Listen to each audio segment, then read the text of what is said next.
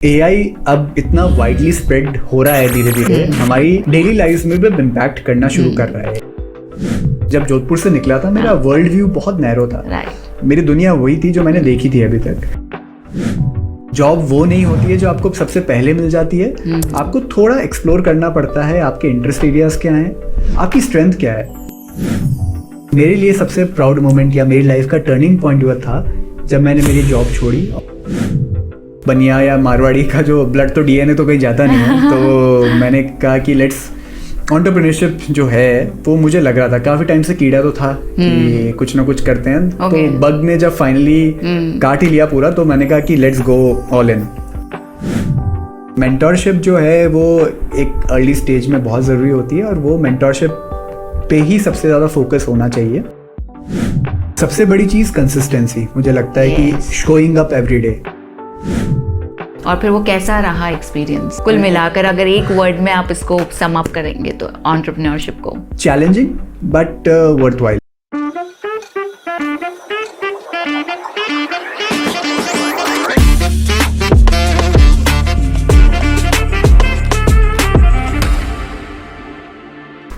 एक तो होता है राजा और एक होता है मंत्री।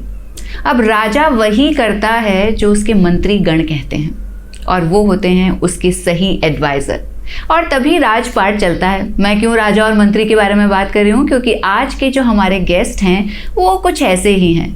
जब उनकी सक्सेस के बारे में लोग जानते हैं तो सोचते हैं लक होगा इतनी कम उम्र में इतना कुछ अचीव करना।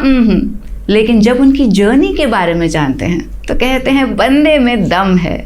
सीए हैं, एडवाइज़र हैं, गवर्नमेंट के थिंक टैंक हैं, और क्या क्या नहीं है, और कौन कौन सी कंपनीज में काम नहीं किया, कितने सारे देशों में जा चुके हैं, और सिर्फ 33 साल के हैं। ये मुझे आपको नहीं बताना था, लेकिन फिर भी मैंने बता दिया क्योंकि आप देखेंगे तो उससे भी छोटे लगते हैं। इसलिए आपको बता दूं, आज हमारे अचीवर्स पॉडकास्ट में आए हैं मिस्टर रौनक सिंघवी। आपका बहुत बहुत स्वागत है। Thank you so much Shilpi, thank you यहाँ पे आपसे बातचीत करेंगे।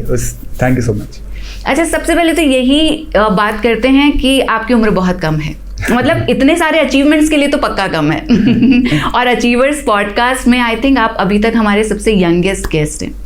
तो इतनी छोटी सी उम्र में इतना सब कुछ अचीव करना, क्या आपको लगता है कि नहीं ये कुछ ज़्यादा ही जल्दी हो गया? नहीं, मुझे ये नहीं लगता कि उम्र छोटी है, बिकॉज मैं जब देखता हूँ कि मुझसे भी कई कम उम्र वाले लोग इतना कुछ अकम्प्लिश कर लेते हैं तो लगता है कि यार वो तो मुझसे बहुत छोटे हैं और इतना कुछ हासिल कर चुके हैं। तो मैं ये नहीं कहता कि उम्र छोटी है, मैं ये भी नहीं कहता कि मैंने इतना कुछ अकम्प्लिश कर लिया। Thank you so much for the kind words यहाँ पे।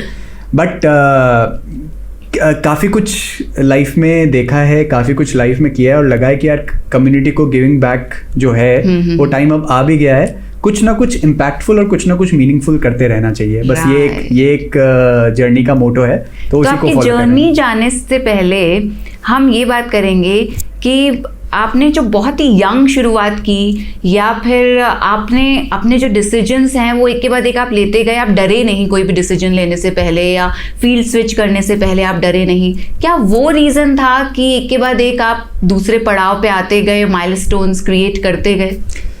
मैं बस ये कहूँगा कि मैं थोड़ा लकी रहा। मतलब I was at the right place at the right time.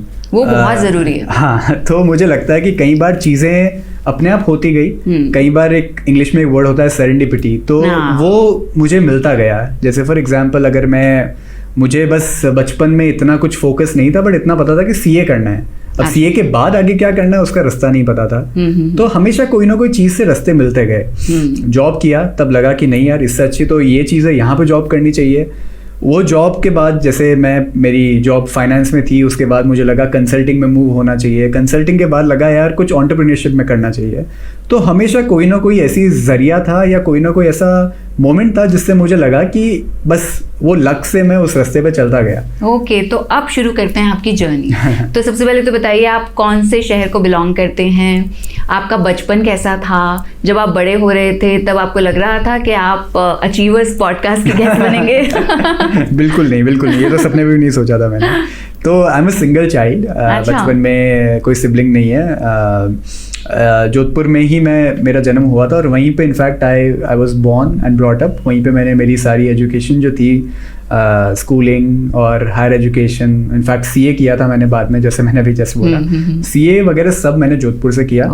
और जोधपुर से जो मेरा बचपन था वो ये था कि एकदम एक बहुत ही मिडिल क्लास हम्बल बैकग्राउंड वाली फैमिली से ही आते हैं, और वहाँ से ही बहुत सारे बचपन से ही कई चीज़ें सीखने का क्यूरियोसिटी माइंडसेट बचपन से डेवलप हो गया था। क्योंकि मुझे ऐसा लगता है, मेरा एक ऑब्जर्वेशन है कि जो भी सिंगल चाइल्ड्स होते हैं वो थोड़े क्यूरियस बहुत ज़्यादा रहते हैं, ऑब्जर्वेंट बहुत ज़्यादा रहते हैं। तो बस वैसा ही कुछ रहा बचपन से, और उसी को आगे फॉलो करते गए। ओके, और फिर आगे क्या हुआ? मतलब जब आपने सीए कर लिया, आप जोधपुर से बाहर निकले? बिल्कुल, सीए करने के बाद मुझे ये पता था कि मुझे जॉब करने जाना है, बिकॉज मैं एक कुएं का मेंढक था। जोधपुर के बाद मैंने दुनिया देखी नहीं थी कि दुनिया होती क्या है। फिर जब मेरा पहला जॉब लगा, अगेन एक लक फैक्टर था, कई कंपनीज में अप्लाई किया, जिस कंपनी ने मुझे रखा वहां पे मैं चला गया। और तो रॉयल बैंक ऑफ स्कॉटलैंड करके एक बहुत बड़ा ग्लोबल बैंक है, उस बैंक में मेरी पहली जॉब लगी थी। मैं था कुछ 22 साल का था मैं उस समय। 22 साल में आपकी पहली जॉब लग गई। आपने you started very early. I started early, yes, I was lucky again because I did my CA very early. CA करने में लोगों को you know contributing your success to your luck. I think luck always has a कोई CA एक बार में नहीं crack कर पाता है। बिल्कुल, It was your hard work. I think hard work सभी करते हैं शिल्पी, आपको नहीं लगता हार्ड वर्क आज दुनिया में सभी लोग करते हैं? Luck always has a very important role to play. Yes. और हार्ड वर्क को मैं कहीं अंडरमाइन नहीं कर सकता, because hard work of course played a very important role in my life where I am today. But luck का भी एक बहुत बड़ा फैक्टर होता है। तो मैंने 22 साल की एज में सीए कर लिया था मेरा, और वो करते ही जहाँ पे गुड़गांव में मेरी फर्स्ट जॉब लगी थी, रॉयल बैंक ऑफ स्कॉटलैंड, जो आज जिसको हम नेटवेस्ट बैंक के नाम से जानते हैं। नेटवेस्ट ग्रुप ने उसको एक्वायर कर लिया, तो अब नेटवेस्ट बैंक हो चुका है वो। और वहाँ पे फाइनेंस और रिपोर्टिंग, जो कि एक सीए में मेरे जो एक सब्जेक्ट से, कोर सब्जेक्ट से, उसी बेसिस पे मुझे वो जॉब मिली थी। और गुड़गांव में मैंने जॉब ज्वाइन किया, और काफ़ी टाइम मैंने वहाँ पे, करीब 2.5 साल मैंने वहाँ पे काम किया आरबीएस में। उस चक्कर में मैं कई बार सिंगापुर और यहाँ के, क्योंकि हम ग्रुप रिपोर्टिंग देखते थे, तो वहाँ पे जाना रहा था। तो 2.5 years मैंने आरबीएस में काम किया था। और इसके बाद मैंने मेरी कंपनी चेंज करी, क्योंकि मुझे ये पता था कि मुझे फाइनेंस में इतना ज़्यादा मज़ा नहीं आ रहा है। तो you knew at the age of like I think 24.5 कि आपको मजा नहीं आ रहा। हाँ, क्योंकि लोगों को ये नहीं पता कि उन्हें क्या करने से मजा आएगा। तो अगेन वो चीज़ ट्रायल एंड एरर से ही होती है। आप जब तक वो चीज़ करोगे नहीं तो आपको पता नहीं लगेगा कि इस चीज़ में मज़ा है या नहीं है। तो जब मैंने काम किया, अगेन जैसे मैं बता रहा हूँ कि मैं जब जोधपुर से निकला था, मेरा वर्ल्ड व्यू बहुत नैरो था। मेरी दुनिया वही थी जो मैंने देखी थी अभी तक। जैसे ही मैंने घर से बाहर कदम रखा, मुझे लगा यार दुनिया सिर्फ वो नहीं है जितनी मैं जानता हूँ, काफ़ी बड़ी और काफ़ी कुछ हो रहा है दुनिया में। जॉब वो नहीं होती है जो आपको सबसे पहले मिल जाती है। आपको थोड़ा एक्सप्लोर करना पड़ता है, आपके इंटरेस्ट एरियाज क्या हैं, आपकी स्ट्रेंथ क्या है, और किस चीज़ में ज़्यादा पैसा है। तो सारी चीज़ों का जहाँ इम्पोर्टेंट है सारी चीज़ों का जहाँ ओवरलैप मिलता है, तो उससे हिसाब से आपका करियर होना चाहिए। ये मुझे समझने में कुछ 2 साल लगे, और फिर मैंने देखा यार मुझे सबसे ज़्यादा मज़ा शायद कंसल्टिंग में आएगा। क्योंकि मैं देख रहा था, मेरा एक फ्लैटमेट था, जब हम बैचलर्स फ्लैटमेट में वहाँ रहते थे, तब मुझे दिखा कि यार मेरा एक फ्रेंड है जो हर मंडे मॉर्निंग को फ्लाइट में लेता है अपनी एक अलग अलग, हर दिन एक नई डेस्टिनेशन, हर वीक एक नई डेस्टिनेशन। और मंडे को सारी अपने सप्ताह पूरा 5 स्टार होटल्स में बिताता है। उसके एयर माइल्स इतने पॉइंट्स है कि उसकी सारी जो जर्नी से अपग्रेड हो जाती है, और होटल के पॉइंट्स इतने हैं कि हर जगह उसका स्वीट अपग्रेड हो जाता है। और best of hotels, best of flights, best of destinations, और वीकेंड पे हमारे साथ वो बिताता था। तो मुझे लगा यार ये जो लाइफ है, this is very very interesting life. आप इंस्पायर हो? मैं इंस्पायर हो गया वो देख के। बहुत ग्लैमरस दिख रहा था मुझे वो चीज़। इसलिए मैंने कहा कि इस फील्ड में ये तो मुझे भी चाहिए। एग्जैक्टली, ये मुझे भी चाहिए। तो मैं फिर वहाँ पे मैंने किया, और वर्ल्ड की टॉप 3 कंसल्टिंग फर्म्स हैं, जिसको मैकेंजी, बीसीजी और बिल, ये टॉप 3 कंसल्टिंग फर्म्स नॉर्मली बोली जाती है। उसमें बीसीजी में I got a chance to work. और तो हाँ, ये मेरा जर्नी शुरू हुई कंसल्टिंग साइड पे। स्ट्रैटेजी कंसल्टिंग फर्म्स हैं। और तो यहाँ पे मैं अगेन गुड़गांव ही था, बट प्रोजेक्ट के सिलसिले में जैसे मैंने ट्रैवल किया, जैसे मेरे दोस्त को देखा, वो लाइफ फिर मैंने जीनी शुरू करी। अच्छा। और कैसी थी? जैसी दिख रही थी दूर से वैसी थी? एग्जैक्टली कई बार चीजें बाहर से ज्यादा अच्छी दिखती है। ग्रास इज ग्रीनर वाली जो कहानी होती है, तो grass is greener on the other side, हमेशा ये लगता है। और जब अंदर जाके देखा तब देखा कि यार सही में वो चीज़ है। सबसे अच्छी चीज़ थी कि you were working with the sharpest minds in the country and the industry. You get to learn so much. You get to learn so much. आप different industries के बारे में सीखते हो, क्योंकि वहाँ पे कोई हेल्थ केयर का प्रोजेक्ट आ रहा है, कोई FMCG का प्रोजेक्ट आ रहा है, कोई एजुकेशन का आ रहा है, कोई इंडस्ट्रियल गुड्स, फाइनेंस, मतलब हर तरह के प्रोजेक्ट्स पे हम काम कर रहे होते हैं। अच्छा। और मैं आई वाज लकी इनफ कि मैं MD इंडिया के साथ, जो उस समय BCG इंडिया के MD थे, नीरज अग्रवाल, उनके साथ बहुत क्लोजली काम किया मैंने। अच्छा। तो मेरी लर्निंग कर्व जो था बहुत क्विक था उस समय, और तो मुझे लगा यार this is a wonderful thing. But on the other side working hours जो थे वो बहुत क्रेजी थे। तो मतलब I remember working for 75-80 hours a week, जहाँ पे 14-14, 15-15 घंटे आप काम कर रहे होते दिन के। But you were enjoying. You were enjoying basically. But again वो मुझे देखा कि ये जर्नी में कब तक और कितना टाइम उसमें कर पाऊंगा, सस्टेन कर सकता हूँ। तो मैंने डिसाइड किया कि probably let's see how it goes. और उसके बाद मैंने अगेन करीब 2 साल मैंने वहाँ पे काम किया। फिर मैंने KPMG इंडिया ज्वाइन किया। KPMG इंडिया में अगेन स्ट्रैटेजी कंसल्टिंग रोल था मेरा। तो वहाँ पे जो फाइनेंस की प्रैक्टिस बिल्ड करनी थी, वो प्रैक्टिस बिल्ड करने के लिए मुझे हायर किया गया, और वो वहाँ पे मैंने करीब 2 साल 2.5 साल वापस काम किया। ओके। तो ये मेरा कॉर्पोरेट की जर्नी थी सारी सारी। और फिर कॉर्पोरेट से एक बहुत बड़ा डिसीजन लिया गया, कॉर्पोरेट वर्ल्ड से दूर। जिस चीज़ ने आपको कॉर्पोरेट की तरफ अट्रैक्ट किया था वो चीज़ थी travelling abroad and taking flights every week, every new destination and what not, 5-star hotels, meeting new minds and new people, and then you shifted to government. इसके बीच में भी एक और जर्नी है। अच्छा। मैं गवर्नमेंट वाली चीज़ से पहले मैंने एंटरप्रेन्योरशिप जो थी वो एक्सप्लोर करी। ओके। तो जब 2000 डर नहीं लगा कि ये बिल्कुल बैठा बिठाया सब है, मतलब एक चेस का वो जो है दोबारा शुरू करते हैं, आप जीतने वाले हैं, आप जीत रहे हैं, लेकिन चलो दोबारा शुरू करते हैं, लेट्स सी कि ये वाला गेम कैसा होगा।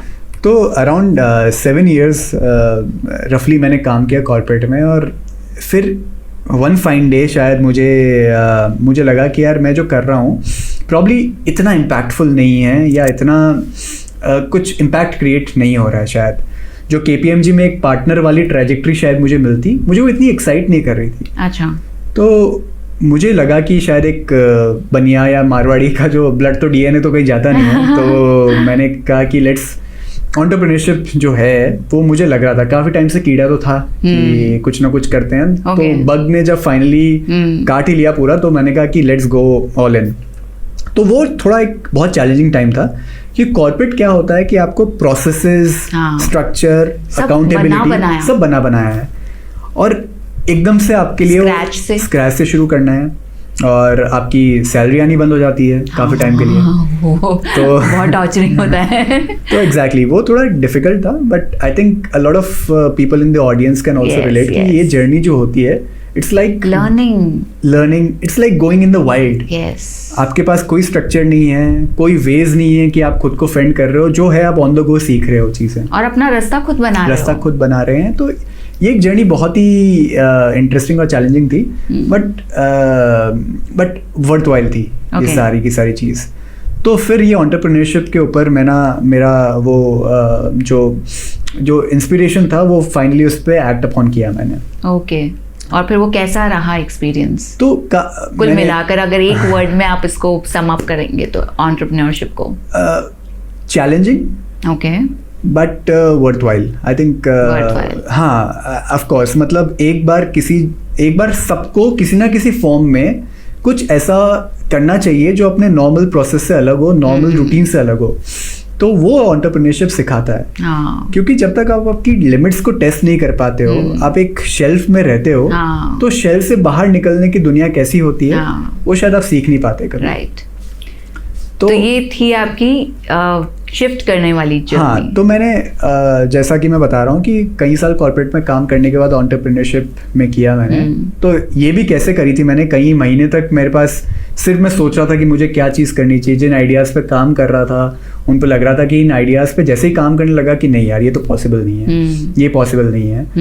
फिर मुझे काफ़ी एक आइडिया जो बहुत क्लोजली मुझे लगा, जिसमें मैंने कहा कि यार इस पे तो वर्क किया जा सकता है, बिकॉज मैंने उस पर बहुत अच्छी रिसर्च करी थी और उसके लिए मैं चाइना भी रहा कुछ टाइम। तो वो वाली जर्नी मेरी बहुत एक इंटरेस्टिंग जर्नी थी। बट अगेन उसके बाद वाली जर्नी और एंटरप्रेन्योरशिप वाली जर्नी, फिर स्टार्टअप इन्वेस्टिंग की जर्नी, तो लास्ट 5 साल से कॉर्पोरेट छोड़ने के बाद हर दिन एक नया चैलेंज है। अच्छा। हर दिन एक नई अपॉर्चुनिटी की तरफ खुद को दिखता है कि यहाँ से शायद कुछ एक नई अपॉर्चुनिटी आ रही है और कुछ ना कुछ आप मीनिंगफुल और इम्पैक्टफुल करते रहते हैं। राइट। सो लास्ट 5 years के बारे में बताइए कि आप क्या कर रहे हैं हमारे ऑडियंस को। तो अभी प्रेजेंटली शिल्पी मैं एडवाइज़र हूँ गवर्नमेंट ऑफ राजस्थान को उनकी स्टार्टअप पॉलिसी एंड प्रोग्राम के लिए, क्योंकि स्टार्टअप्स मैंने बहुत क्लोजली देखे हैं। स्टार्टअप्स पे मैंने कई कंपनीज में इन्वेस्ट किया है। एक वेंचर फर्म भी बनाई है जहाँ पे स्टार्टअप्स को हमने मेंटर किया, एडवाइस किया, उनको स्केल किया और एग्जिट भी लिया। तो पूरी जर्नी हमने देखी थी। अच्छा। तब जब ये चीज़ पूरी कर ली तो लगता है कि क्यों ना ये चीज़ एक लार्ज स्केल पे किया जाए, और गवर्नमेंट से लार्ज कुछ हो नहीं सकता। तब गवर्नमेंट ने रीच्ड आउट कि हमको ये प्रोजेक्ट पे काम करना है जहाँ पे हम स्टार्टअप कल्चर को किस तरह से स्टेट में डेवलप और नर्चर कर सकें। ओके।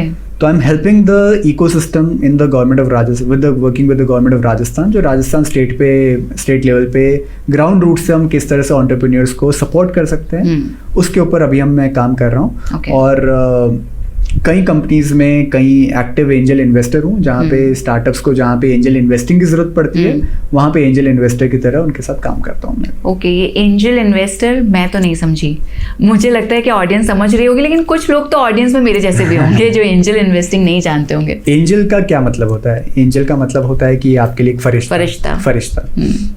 स्टार्टअप की जर्नी में सबसे पहले जो जरूरत होती है फरिश्ते की, वो आती है जो सबसे पहले सपोर्ट कर सके, इन्वेस्टमेंट दे सके, इसलिए उसको एंजल इन्वेस्टर बोला जाता है।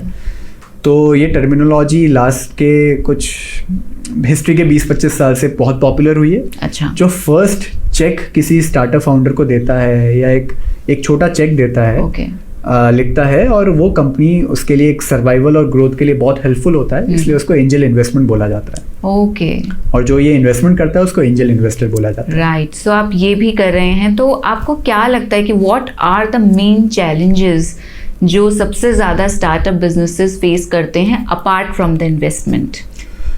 गुड क्वेश्चन, क्योंकि सबको लगता है कि सबसे बड़ा चैलेंज आता है लैक ऑफ फंडिंग। वो असल में होता नहीं है। मतलब आप किसी शेफ को आप बोल दोगे कि ये बेस्ट वेजिटेबल्स हैं, मैंने तुमको लाके दे दिया, सारे इंग्रेडिएंट्स हैं, बट उसको पता ही नहीं कि उनको यूज कैसे जाए। सिमिलरली अगर एक फाउंडर को आप इन्वेस्टमेंट्स भी दे दो, बट उसको पता भी नहीं कि किस डायरेक्शन में वो इस मनी को एफिशिएंटली, जुडिशियसली और वाइजली यूज कर सके, तब मतलब ही नहीं है उसका। तो सबसे बड़ा ड्रॉबैक मुझे लगता है मेंटोरशिप, कि किस डायरेक्शन में आगे बढ़ना चाहिए एक फाउंडर को, क्या रास्ता है। कई बार तो हम रास्ता गलतियों करने से सीखते हैं, लेकिन एक फाउंडर की जर्नी में वो किस लेवल की गलतियां अफोर्ड कर सकता है इतना टाइम और मनी वेस्ट करके। इसलिए जर्नी से पहले अगर कोई उसको राइट मेंटर मिल जाए तो बहुत हेल्पफुल रहता है ये। तो मेरे ख्याल सबसे बड़ा चैलेंज जो आता है वो मेंटरशिप का चैलेंज है, जो मुझे लगता है। और वो चैलेंज का सलूशन तो आप दे रहे हैं। बिल्कुल। तो मेंटरशिप जो है वो एक अर्ली स्टेज में बहुत ज़रूरी होती है, और वो मेंटरशिप पे ही सबसे ज़्यादा फोकस होना चाहिए। फंडिंग मेरे को लगता है बाय प्रोडक्ट है, अगर कोई अच्छा कर रहा है तो फंडिंग उसको मिल ही जाती है कहीं ना कहीं से।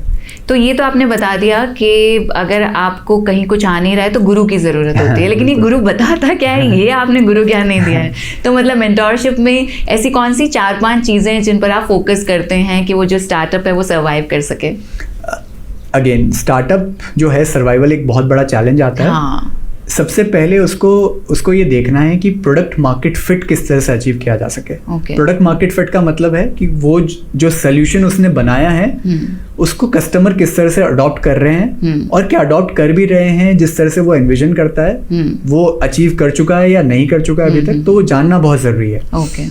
वो एक पूरा का पूरा प्रोसेस होता है, टेस्टिंग का प्रोसेस होता है। आप मार्केट में उतरते हैं, मार्केट में डिमांड है या नहीं है, और आपका गो टू मार्केट स्ट्रैटेजी कैसी है कि किस तरह से आपको आपके कस्टमर्स तक पहुंचना चाहिए। क्योंकि at the end of the day आप तो बिजनेस कर रहे हो, आप चैरिटी तो कर नहीं रहे हो। तो बिजनेस अल्टीमेटली तभी होगा जब कस्टमर आपसे कोई ना कोई प्रोडक्ट या सर्विस खरीदेंगे। उस प्रोडक्ट या सर्विस को आप किस तरह से कस्टमर तक लेके जा रहे हो बहुत इंपॉर्टेंट है, जिसको मार्केट गो टू मार्केट कहते हैं। क्या कस्टमर को प्रोडक्ट पसंद आ रहा है या नहीं पसंद आ रहा है, वो कब पता लगेगा? कई बार हम हमारे आइडिया से प्रोडक्ट से इतना अटैच हो जाते हैं कि हमको लगता है कि इसको छोड़ नहीं सकते यार, हमारा तो लाइफ ब्लड स्वेट सब दिया हुआ है इसमें। बट ये भी राइट टाइम है कि कब उससे लेट गो करना, अपग्रेड करना, लेट गो करना, या पूरा रास्ता ही बदल देना। तो ये भी जर्नी बहुत इंपॉर्टेंट है कि कब तक आप वो चीज कर रहे हो। लेकिन ये तो बहुत मुश्किल है। मैंने किसी आइडिया के साथ मतलब अपना सब कुछ लगा कि मैंने किसी आइडिया के साथ कुछ शुरू किया and then my Guru says कि नहीं ये तो आइडिया ही अब बीच रास्ते में आके नहीं you have to do this now. So is it difficult और are you able to convince that startup? इसमें एक इंग्लिश में एक इसको बोलते हैं संक कॉस्ट फॉलिसी। संक कॉस्ट फॉलिसी का मतलब ये होता है कि जब हमने किसी चीज में इतना टाइम या पैसा या एनर्जी वेस्ट कर दिया हो, हमसे वो चीज छोड़ी नहीं जाती, क्योंकि हमारे दिमाग में लगता है कि यार इतना सब कुछ हमने उसको ऑलरेडी दे दिया है। बट हम ये भूल जाते हैं कि अभी भी हम उस चीज को अगर कंटिन्यू करते हैं तो कितना बड़ा we are wasting further and money and whatever. I think ये जब तक लोगों को समझना या फाउंडर्स को समझना बहुत जरूरी है, आर्ट ऑफ लेटिंग गो, जो हम लाइफ में भी कई बार बात करते हैं, और फाउंडर को भी वो चीज समझने की जरूरत है। बट मुश्किल होता है, कहना आसान है बट मुश्किल होता है। आपसे बेहतर कौन जानता है। अच्छा, अब बात करते हैं, जैसे ही आपने बताया कि भाई गुरु ने तो बता दिया ऐसे ऐसे कर लो, कैसे करना है। उसमें एक चीज़ आती है आर्टिफिशियल इंटेलिजेंस, जिसे AI कहते हैं। AI कैसे इन टूल्स की तरह काम करता है स्टार्टअप्स में, या नॉट ओनली स्टार्टअप्स, हमारी ज़िंदगी में, टेक्नोलॉजी में किस तरह से AI सारी चीज़ों को ओवरपावर कर रहा है या ओवरटेक कर रहा है? हाँ बिल्कुल। AI अब मेरे ख्याल से इतना वाइडली स्प्रेड हो रहा है, धीरे धीरे हमारी डेली लाइफ में भी इम्पैक्ट करना शुरू कर रहा है। हम ज़्यादा दूर नहीं जाएंगे, हमारे आसपास भी देखेंगे हम चीज़ें, तो कई चीज़ें AI कॉन्शियसली या सबकॉन्शियसली हमारी लाइफ में आ चुका है, और हमको शायद पता भी नहीं है अभी। और पिछले 1 साल से तो इतना ज़्यादा आ गया है। बिल्कुल मैं देखता हूँ कि कई बार यंग जो प्रोफेशनल्स हैं, वर्किंग वुमेन हैं, डॉक्टर्स हैं, ट्रैवल प्लानर्स हैं, हर इंडस्ट्री के लोग अब AI से इन्फ्लुएंस हो रहे हैं। कंज्यूमर बिहेवियर बदल रहा है AI के थ्रू, तो बहुत बड़ा चेंज आ रहा है, और बहुत धीरे नहीं, बहुत जल्दी आ रहा है। जैसा आपने बात किया कि 1 साल में बहुत सारे चेंजेस। मैं खुद AI, मतलब मैं आपको बताऊं कि I am not technology friendly, technologically challenged हूँ मैं और फिर भी मैं AI यूज़ कर रही हूँ, तो मैंने सोचा कि it has actually overtaken everything. Exactly. और मैं ये चीज़ बताऊंगा कि मेरे फादर हैं, though he is a very tech friendly person, but अब वो बहुत ट्रैवल के बहुत शौकीन है। अच्छा। तो इनफैक्ट उन्होंने एक ट्रिप किया था कश्मीर से कन्याकुमारी, रोड ट्रिप अपनी गाड़ी में। 30 डेज का ट्रिप था। फिर अभी एक 30 डेज ट्रिप किया वेस्ट इंडिया से ईस्ट इंडिया, गुजरात से अरुणाचल। तो वो ट्रैवल के बहुत शौकीन है। अब उन्होंने क्या किया है कि कहीं भी जगह जाते हैं ट्रैवल के लिए, अपनी पूरी आइटनरी वो ये ओपन AI, चैट GPT और इसके थ्रू बनाते हैं। क्या बात है। फॉर एग्जाम्पल, अगर मैं आज चैट GPT को ये प्रॉम्प्ट देता हूँ कि आप मेरी ट्रैवल आइटनरी सजेस्ट किए, मुझे जोधपुर से या जयपुर से मुझे लद्दाख जाना है, तो आपको बताएगा कि यहाँ का खाना अच्छा है, यहाँ का रिव्यूज़ अच्छे हैं, आपको रास्ते में यहाँ रुकना चाहिए। क्या बात है। तो इतना कुछ अब आपको एक कस्टमाइज्ड आपके बिहेवियर, आपके एज ग्रुप, आपकी सारी आपकी अंडरस्टैंडिंग करके, आपके बिहेवियरल अंडरस्टैंडिंग करते हुए भी AI आपकी लाइफ में इम्पैक्ट डाल रहा है। मैं तो उनके बारे में बता रहा हूँ जो शायद AI से हमको लगता है कि सबसे लास्ट में इम्पैक्ट होते हैं, बट AI इतना क्विकली चेंज कर रहा है हमारी लाइफ को कि it's disrupting everything that we are going to see. Right. अच्छा, जैसे कि एक चेयर होती है ना, जब आप चेयर पे लीन बैक करते हो, कई बार आप झूलने लग जाते हैं, तो आपको पता होना चाहिए कि कितना ज़्यादा लीन बैक करेंगे तो आप गिर सकते हो। सो मैं ये पूछना चाह रही हूँ कि AI पे हम कितना ज़्यादा गिर सकते हैं, झुक सकते हैं, लीन बैक कर सकते हैं कि हम गिरे ना। बहुत अच्छी एनालॉजी है आपकी कि कितनी डिपेंडेंसी रखनी चाहिए AI के ऊपर कि हमारी जो लाइव्स हैं वो पूरी की हमारे कंट्रोल में रहे, हमारे कंट्रोल में रहे। बट मैं थोड़ा सा पास्ट में ले जाता हूँ आपको। ह्यूमन सिविलाइजेशन में जब हम देखेंगे कि लास्ट के 100 साल में टेक्नोलॉजी बहुत चेंज हुई। 1930 के अराउंड हमने पहली फ्लाइट करी और 1960s में तो हम चांद तक पहुंच गए। कितना फास्ट टेक्नोलॉजी। जो जना आप सोचो कि 1920 या 30 में बॉर्न हुआ, उसने अपनी लाइफस्टाइल में आदमी को, इंसान को पहली उड़ान करते हुए देखा। हाँ। और चांद तक पहुंचते हुए भी देख लिया। हाँ। तो टेक्नोलॉजी का जो चेंज है वो बहुत कंटिन्यूस, बहुत रैपिड हो रहा है। हाँ। बहुत रैपिड हो रहा है। अब हम बात करेंगे कम्युनिकेशन या कंप्यूटिंग पावर के बारे में। 1950-60s के आसपास कंप्यूटर्स आने शुरू हुए। 1990s के आसपास स्मार्टफोन्स आने शुरू हुए। इंटरनेट हमारे स्मार्टफोन्स में आने लग गया। अब सब चेंज हो गया। तब हम ये चीज़ देखते हैं कि लोग, जब इंटरनेट आना शुरू हुआ तब लोग बहुत, या कंप्यूटर आना शुरू हुआ तब लोग कह रहे थे कि इससे तो आदमी धीरे धीरे अपनी चीज़ें जो है बहुत डिपेंडेंसी रख लेगा। हाँ, डर गए सब लोग, डर गए कंप्यूटर से। इनफैक्ट आई रिमेंबर 1990s में जब मैं न्यूज़ में कई बार देखता हूँ तो लोग प्रोटेस्ट करते थे। अच्छा। कि कंप्यूटर्स हमारी जॉब्स ले जाएगा। जो आज हम एआई के बारे में बात करें, स्मार्टफोन्स से लगता था कि हमारे, अब पहले तो हमारे सबके फ़ोन बुक्स में नंबर्स, हमको लोगों के नंबर, लैंडलाइन नंबर्स याद होते थे। अब मुझे नहीं याद कि आपको, मुझे नहीं पता कि आपको कितने लोगों के नंबर्स याद होंगे। मुझे अपने के अलावा किसी का भी याद नहीं है। एग्जैक्टली।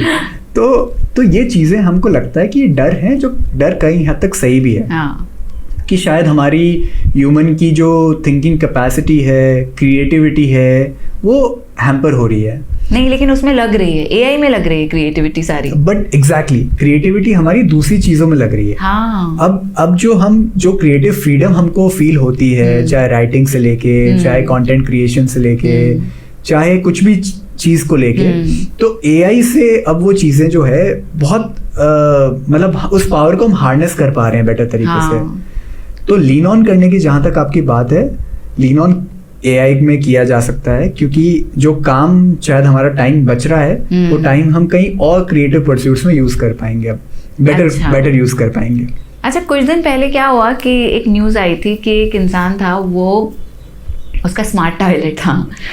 अब उसने बोला कि आप लिड खोल दीजिए, तो फिर वो बोला कि मैं आपकी आवाज़ समझ नहीं रही, तो कहा प्लीज़ लिड खोल दो। उसने कहा आप इंग्लिश में बोलना चाहेंगे, तो कहा प्लीज़ लिड खोल दो। आप हड़बड़ाइए मत, आप आराम से सांस लीजिए, प्लीज़ लिड खोल दो, आप तोड़ दो। It was like that and he could not control it. और एआई ने, वो एआई तो नहीं कहूँगी, लेकिन वो जो स्मार्ट टॉयलेट था, आई वुड से कि आर्टिफिशियल इंटेलिजेंस ही थी, स्मार्ट टॉयलेट था, तो वो लिड नहीं खोल पाया। तो क्या करें? नहीं, ये तो मेरे ख्याल से एक I think one of the flaws, technology के फ्लॉज हैं कि शायद हमारी आम जिंदगी में जो हमको लगता है कि बहुत ज्यादा चीजों में टेक्नोलॉजी डिपेंडेंसी नहीं होनी चाहिए। आप जैसे टॉयलेट पे बैठकर आप स्मार्टफोन देखते रहते हैं मोस्टली, और उसमें ये था कि अगर आप बहुत देर तक बैठ जाओगे तो वो फ्लश करता जाएगा क्योंकि वो आपका टाइम नोट कर रहा है। तो आपकी सारी टंकी खाली। नहीं, बिल्कुल, ये चीज़ें अगर आप आज हमारी लाइफ में किस हद तक टेक्नोलॉजी इंट्रोड्यूस हो चुकी है, हमारे फ्रिज स्मार्ट हो चुके हैं, हमारे टीवी स्मार्ट हो चुके हैं, IoTs हमारे AC से लेके, हमारी गाड़ी से लेके हर चीज़ में आ चुका है। टूथब्रशेस भी अब इलेक्ट्रिक टूथब्रश हो गए हैं जो आपको सब चीज़ें करें। टेक्नोलॉजी हर जगह आएगी और ये बढ़ती रहेगी। हाँ। वो हमको डिसाइड करना है किस हद तक उसको हमारे डेली लाइफ में आने देना है। अगर लाइफ आसान बना रही है तो बहुत अच्छा, लाइफ इम्प्रूव कर रही है तो बहुत अच्छा, बट अगर सिर्फ फैंसीनेस के लिए हम कोई चीज ले रहे हैं कि कितनी सही बात बोली आपने रौनक, तो कि फैंसीनेस के लिए नहीं, उसकी यूजफुलनेस देखी जाए। एग्जैक्टली, हर चीज में शायद टेक्नोलॉजी, जैसे मैं एक स्टार्टअप देख रहा था, वो पिच आई कि हम पहली फूड कंपनी है एआई पावर्ड फूड कंपनी। मुझे कहा मेरे खाने को छोड़ दो प्लीज। मुझे मेरे खाने में एआई, मुझे ऐसा लगा कि एआई को सोचने वाले लोग मेरे जैसे नहीं सोचते हैं, लेकिन आप भी बिल्कुल वैसे ही सोचे कि मेरे खाने को छोड़ दो, मेरे लिखने को छोड़ दो, मेरी डायरी राइटिंग को छोड़ दो, कुछ चीजों को छोड़ दो। बिल्कुल, बट अगर हम बात करें एआई की, तो एआई हमारी लाइफ को बहुत पॉजिटिव चीजों से इम्पैक्ट भी कर रहा है। अगर हम हमारी डेली लाइफ की चीज़ें आज, या हम देखेंगे आने वाले टाइम में कि शायद मुझे लगता है कि एक बहुत इम्पॉर्टेंट मुझे डेक बनाना है या एक प्रेजेंटेशन बनानी है, उस प्रेजेंटेशन को बनाने के लिए शायद मैं मेरे दिन के 6 घंटे उस चीज़ में फॉर्मेटिंग में और वो सब चीज़ में, उसका वर्ड फॉन्ट ठीक है या नहीं है, कॉलम्स ठीक है या नहीं है, डायमेंशंस ठीक है या नहीं है, रिसर्च करना और वो सब चीज़ें, क्या वो काम मेरी जगह अगर AI करके मुझे 15 मिनट में काम दे दे, मेरे को एक अच्छे प्रॉम्प्ट देगे, तो क्या बुरा है उसमें? आपने जवाब दे दिया इस चीज़ का जो मैं पूछने वाली थी कि AI लिटरेसी क्यों इतनी ज़रूरी है? AI लिटरेसी उतनी ही ज़रूरी होगी आने वाले टाइम में जितना एक स्मार्टफोन लिटरेसी है, जितना शायद किसी टाइम में इंटरनेट लिटरेसी हो, जितना किसी टाइम में कंप्यूटर लिटरेसी हो। आने वाले टाइम में AI लिटरेसी उतनी ही ज़रूरी होगी हमारी लाइफ में। एक सिंपल सी बात यह है कि जब AI इतना परवेसिव हो जाएगा, इतना ओमनीप्रेजेंट हो जाएगा कि उसके बिना कोई, मतलब उसको हम आम जिंदगी से हटा नहीं पाएंगे, तब फिर लगेगा कि जो लोग नहीं इसको यूज कर रहे हैं वो AI इलिटरेट ही कहलाएंगे। तो AI लिटरेसी बहुत ज़रूरी होगी, और ज़्यादा दूर की बात नहीं कर रहा मैं, आप शायद 1 साल 3 साल या 5 साल में आप देखेंगे जो चेंजेस, उतना ह्यूमन रेवोल्यूशन में या ह्यूमन मैनकाइंड रेवोल्यूशन में आप बहुत बड़ा एक टर्निंग पॉइंट होगा हमारे मैनकाइंड का। ये जो अचीवर कम्युनिटी है वो तो बहुत सारे स्टेप्स उठा रही है। What are other steps you would actually suggest कि हमें AI लिटरेसी की तरफ या फिर AI को सही से यूज़ करने की तरफ लेने चाहिए?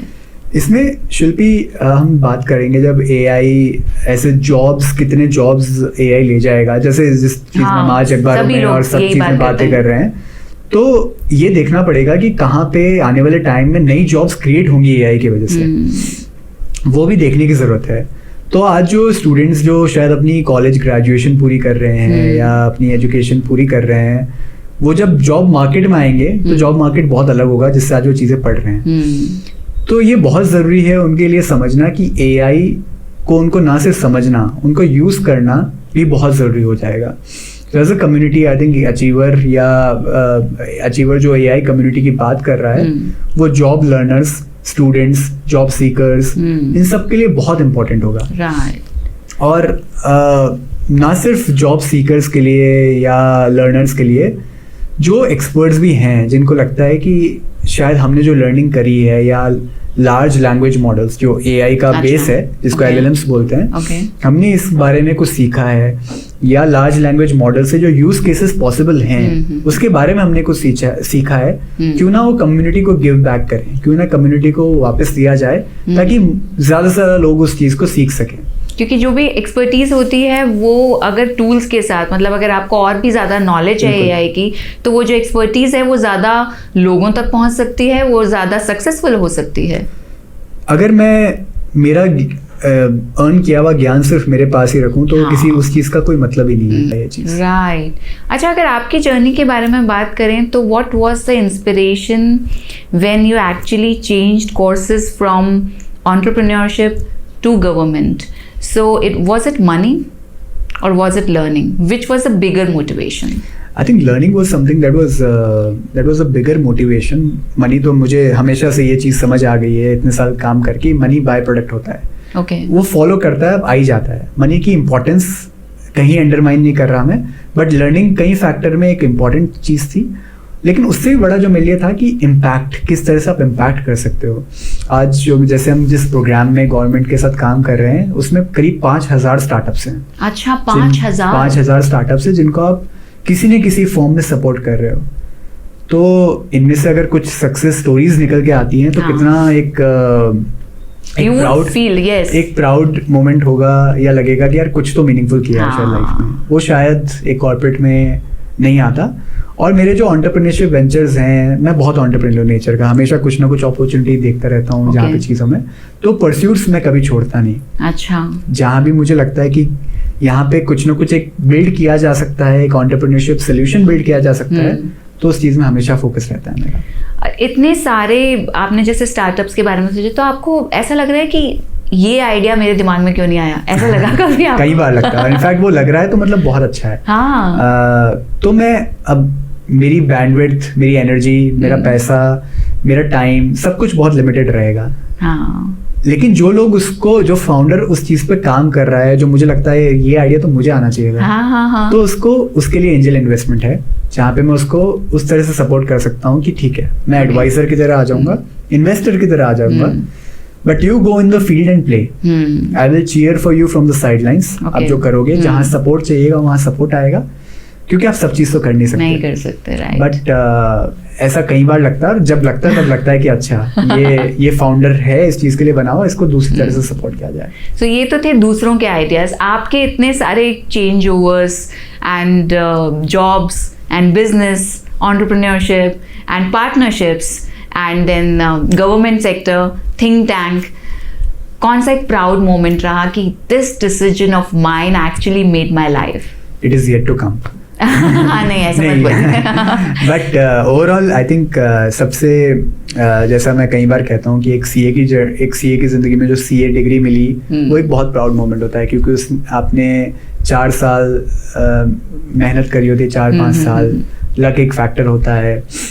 जब आप आपकी ड्रीम कंपनी में जॉब करते हैं तो एक बहुत बड़ा प्राउड मोमेंट होता है, और जब आप एक खुद का वेंचर शुरू करते हैं बहुत प्राउड मोमेंट होता है वो भी।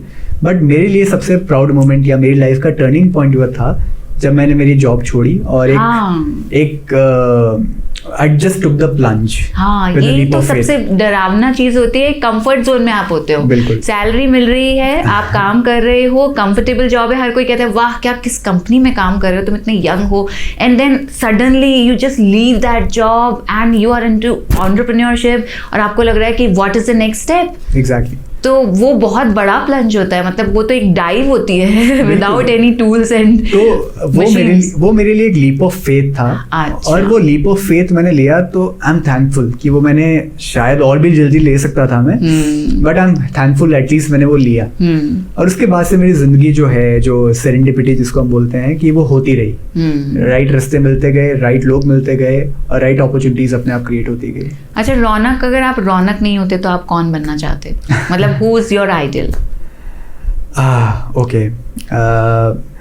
पहले जब मैं, अगर ये क्वेश्चन मुझसे आप 15 साल पहले पूछते तो मैं कोई बॉलीवुड सुपरस्टार में बोलता कि ये मेरा Good that it is changing. It is changing. Yes. 10 साल पहले पूछते तो मैं शायद कोई स्पोर्ट्स पर्सन का नाम लेता। Wow. 5 साल पहले पूछते तो शायद मैं किसी एंटरप्रेन्योर या एक बहुत ही वैसे जिसने एक अपने फील्ड में अकम्प्लिश किया है उसका नाम लेता। आज अगर आप पूछ रहे हैं तो जिसने रियल लाइफ्स को इम्पैक्ट किया है किसी न किसी फॉर्म में, वो चाहे कोई डॉक्टर है जो बहुत जिंदगियां जो है वो चेंज कर रहा है, रतन टाटा जैसे लोग हो गए जो इतनी जिंदगियों को नर्चर कर रहे हैं, जॉब क्रिएट कर रहे हैं, या कोई एक पॉलिटिशियन हो गया जो इतना कुछ पॉलिसी मेकिंग कर रहा है जिससे इतनी लाइव्स इम्पैक्ट हो रही है। तो मेरे लिए जितनी आप लाइव इम्पैक्ट करते हो, मेरे लिए वो एक आइडियल है, और मुझे लग रहा है कि मैं कहीं ना कहीं उस डायरेक्शन की तरफ बढ़ रहा हूँ। पता है, आपके साथ जितना भी इंटरव्यू हुआ है, जितनी भी बात हुई है, उसमें बार बार एक वर्ड आ रहा है। कौन सा वर्ड है वो? इम्पैक्ट। क्योंकि आप सच में, आप शुरू से एक इम्पैक्ट क्रिएट करना चाह रहे हैं। मनी, जैसे कि आपने कहा, बाय प्रोडक्ट है। What are other byproducts apart from impact? Impact is not the byproduct. Money is... Yes, money is the byproduct. The main thing is impact. What are other byproducts with money? I think fame is something... Yes. So you enjoy it? Lot of fame? हाँ, मतलब तो I think कहीं ना कहीं अब लोग, शायद मेरे फील्ड वाले लोग जानने लग गए हैं, पहचानने लग गए हैं। लिंक्डइन पे मैं काफ़ी लिखता हूँ, वहाँ पे काफ़ी फॉलोइंग है लिंक्डइन पे। सोशल मीडिया पे, इंस्टाग्राम में, सारे सोशल मीडिया पे बहुत एक्टिव हूँ। तो मुझे ऐसा लगता है कि मेरे थॉट्स एंड ओपिनियन को लोग थोड़ा वैल्यू करने लग गए हैं, which is kind of a fame and popularity, that is again a by product. आपकी बाकी जो आपकी दूसरी चीजें हैं आपकी लाइफ में, जो अच्छी चीजें हो रही होती है, वो भी एक बाय प्रोडक्ट ही है इस सब चीज का। तो I think impact is something जो मेरे सारे डिसीजन मेकिंग है शायद उसके अराउंड ज्यादा रहने लग गई है। अच्छा, what is that one quality which has helped you through out? Impact तो आप क्रिएट करना चाहते हैं, so what is that one quality which helped creating that impact? सबसे बड़ी चीज कंसिस्टेंसी। मुझे लगता है कि शोइंग अप एवरी डे। कई बार मोटिवेटेड नहीं फील कर रहे होते हैं हम, कई बार लगता है कि यार ये क्यों कर रहे हैं, but just showing up, that has brought a lot of change in my life. क्योंकि सब दिन तो अच्छे नहीं होते हैं, बट तो भी आपको फेस करना पड़ता है, तो भी आपको फील्ड में उतरना पड़ता है, तो भी आपको जो चीज़ आप कर रहे हो आपको पर्पस ध्यान में रखते हुए, बिगर पिक्चर ध्यान में रखते हुए वो कंसिस्टेंटली करना पड़ता है। शॉर्ट टर्म में चीज़ शायद नहीं मिलती है, बट लॉन्ग टर्म में अगर आपका गोल डिसाइडेड है वो तभी हो पाता है जब आप कंसिस्टेंट हो। तो मेरे ख्याल से consistency work for me. Okay, अच्छा, what are other things you do in your life, like mythology का अगर आपको शौक हो, cricket, Bollywood, you talked about sports, you talked about Bollywood, what are other interest which take your time? I love reading. In fact मैं किसी से बात कर रहा था कि अभी कुछ टाइम से मैं रीड नहीं कर पा रहा हूँ। अच्छा। यहाँ पे जो बुक्स देख रहे हैं आप, आई थिंक कई बुक्स मैंने पढ़ रखी है इसमें से। तो मूवीज और इसका मुझे काफ़ी है, बट मुझे स्पोर्ट्स बहुत पसंद है। ओके। स्पोर्ट्स देखना भी और खेलना भी। तो मैं टेनिस कोशिश करता हूँ, टेनिस में बहुत फ्रीक्वेंटली खेलता हूँ अपने फ्रेंड्स के साथ। अच्छा। और अभी जिस हम जब ये पॉडकास्ट शूट कर रहे हैं, ओलंपिक्स चल रहे हैं। हाँ। तो ओलंपिक्स मैं भी बहुत क्लोजली फॉलो करता हूँ। तो स्पोर्ट्स में काफ़ी सालों से, बचपन से इनफैक्ट मैं बहुत देखता हूँ। Okay, so if Raunaq the entrepreneur, Raunaq the think tank, Raunaq the advisor of the government, with the government, Raunaq the high profile working professional, ये सब नहीं होते तो रौनक क्या होते? रौनक द सीए भी नहीं होते तो आई थिंक फिर एक एग्जिस्टेंशियल क्राइसिस की बात कर रहे हैं कि मैं क्या होता, बट शायद कुछ ज़्यादा अलग नहीं होता। हाँ। जिस फील्ड में काम कर रहा होता है, कोई भी फील्ड होता, शायद काम उसी लेवल का या उसी इम्पैक्ट के साथ जो हम बात कर रहे हैं कि उसी के साथ कुछ कर रहा होता। वो फील्ड क्या होता मुझे नहीं पता।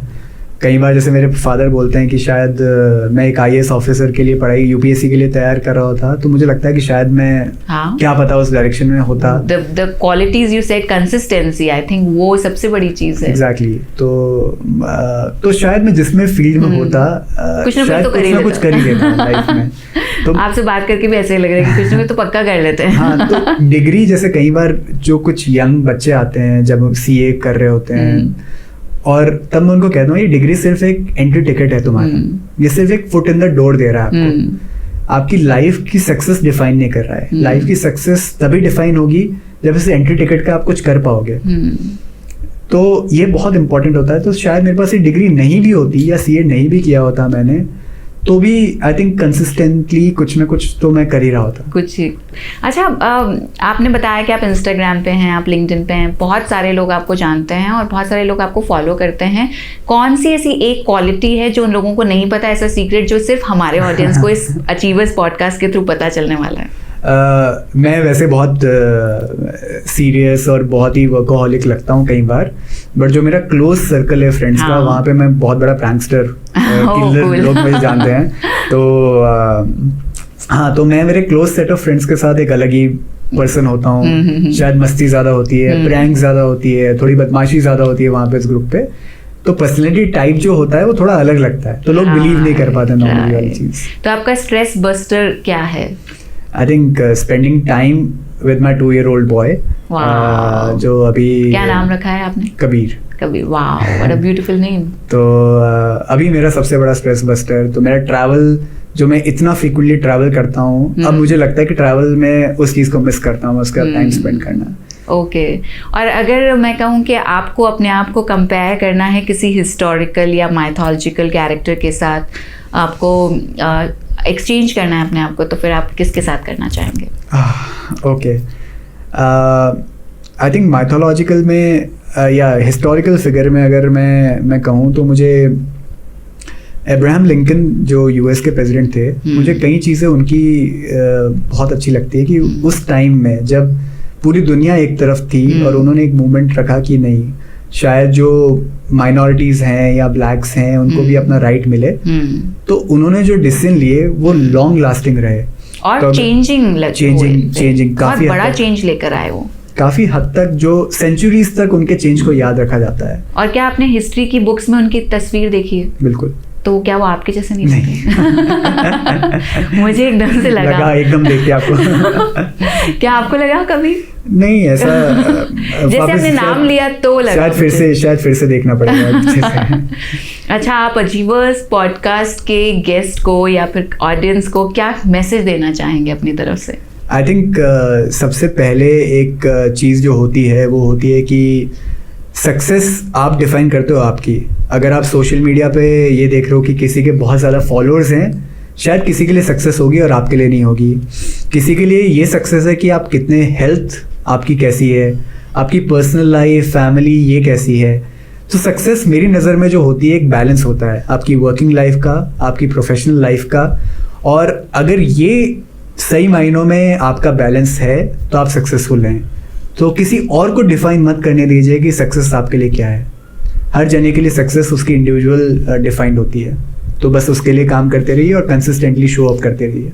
क्या बात है, आपने बहुत अच्छे से सम अप भी कर दिया है हमारे इस अचीवर्स पॉडकास्ट को। अचीवर्स पॉडकास्ट हमेशा ये मैसेज देना चाहता है कि it is never too late, you have to be consistent, and that is what we actually learned in this podcast. हमने ये सीखा आज रौनक से कि किस तरह कोई सी भी उम्र कोई से भी काम करने के लिए छोटी या बड़ी नहीं होती। You just have to be consistent, take decisions, do not be in your shell, do not be in a comfort zone. आप जाइए, काम कीजिए, एंड देन जैसा कि वो कह रहे हैं, be at the right place at the right time.